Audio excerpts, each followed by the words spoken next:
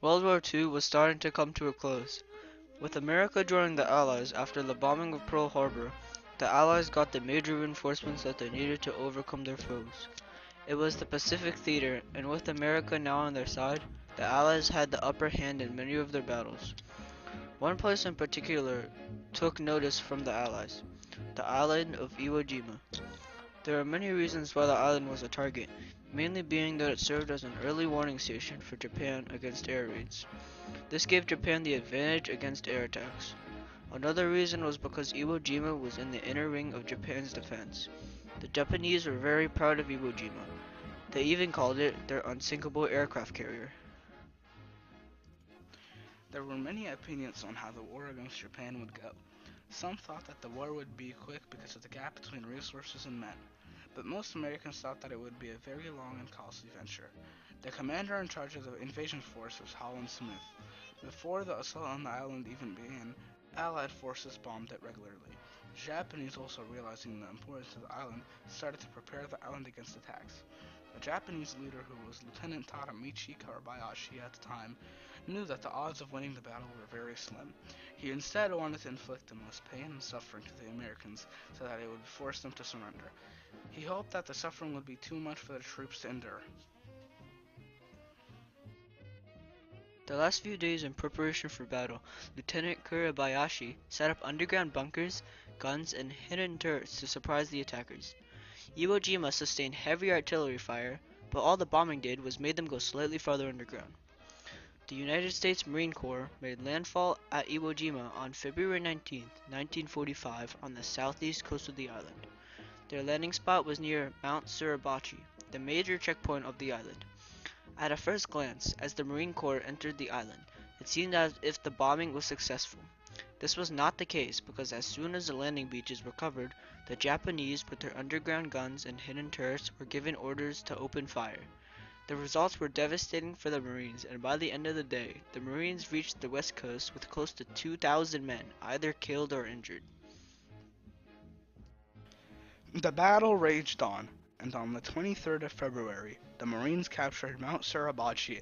There, the iconic photo of the Marines putting the American flag in Mount Suribachi was taken by photographer Joe Rosenthal. Joe Rosenthal also received the Pulitzer Prize for his photograph as well.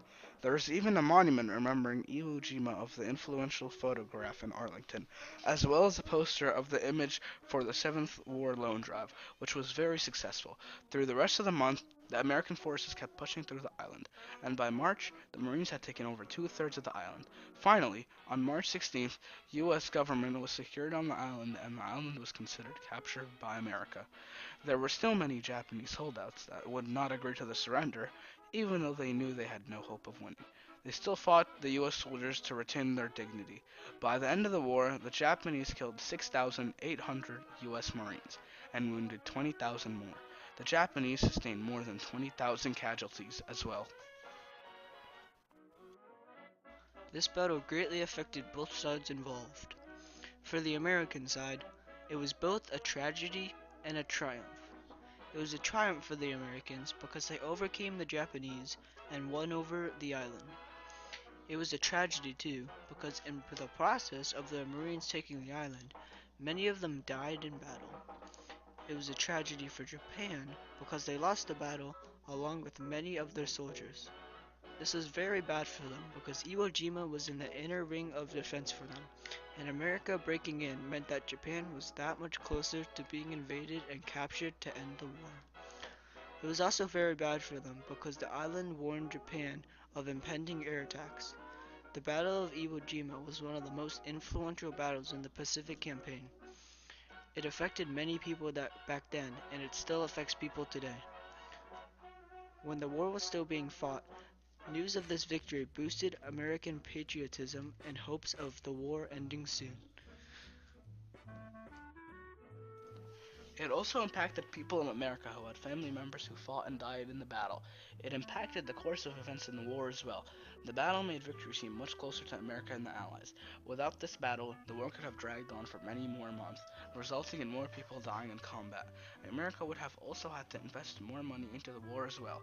The battle meant that Japan was getting closer to defeat. after losing one of their major islands. It also made Japan realize that the war was coming to a close for them.